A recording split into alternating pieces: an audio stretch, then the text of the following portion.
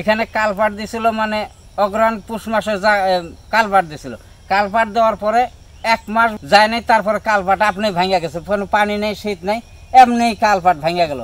কুড়িগ্রামের ফুলবাড়ী উপজেলায় নির্মাণের 1 মাসের মধ্যেই ধসে পড়া একটি কালভার্টে চলাচলে চরম ভোগান্তিতে পড়ছেন অন্তত 5 থেকে 6 গ্রামের 20,000-এরও বেশি মানুষ।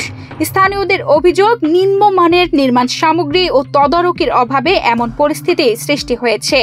এখন ওই সড়ক দিয়ে শিক্ষার্থী, কৃষক সহ সাধারণ মানুষের যাতায়াত প্রায় বন্ধ।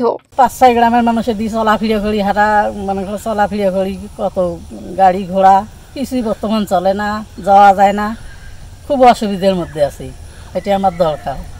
যেতে পারি না, খুব আমার সমস্যা, মানে হাত পা ভাঙি যায় বা খুব কষ্ট হয় যাওয়া আসা, আমাদের খুব সমস্যা হয়। যে এখন তো যেমন পানি হয়, বন্যা হয়, তখন আরও সমস্যা বেশি হয়।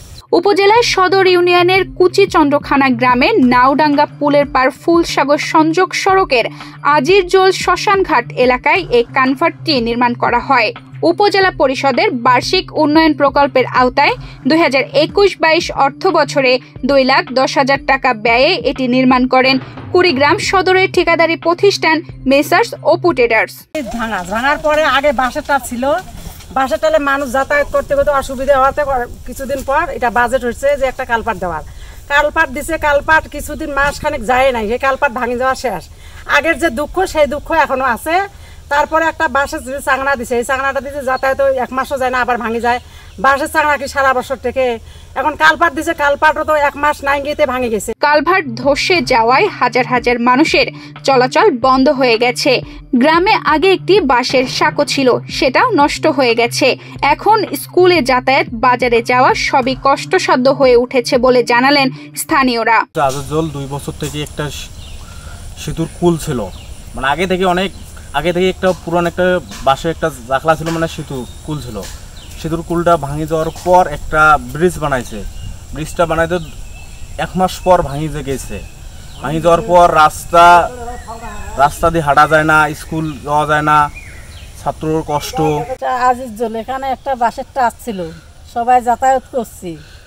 করার পরে কিছুদিন পর মনে করো একটা ব্রিজ দিলে, ব্রিজটা কিছুদিন থাকার 1 মাস নাই গেতে ব্রিজ ভাঙি করা শেষ। এখন আমার বাচ্চা কাচ্চা স্কুল যাওয়া বা নিজের চলাফেরা করা, যাওয়া আসা, এটা মনে করো আমার খুব অসুবিধে।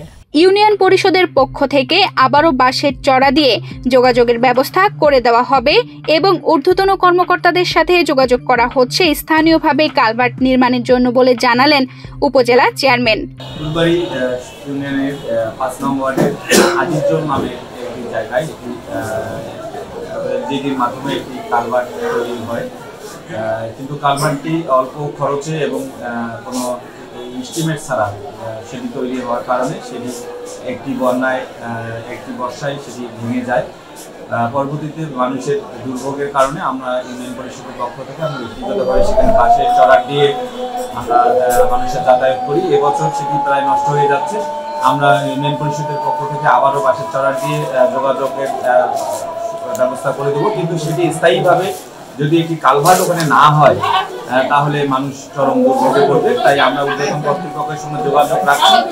তারা আশ্বস্ত করেছেন যে দ্রুত সময়ে আগামী অর্থ বছরের মধ্যেই সেখানে একটি ত্রাণ মন্ত্রণালয় হোক বা এলজিডি দপ্তরের মাধ্যমে হোক সেখানে একটি কালভার্টের ব্যবস্থা করে দেবে।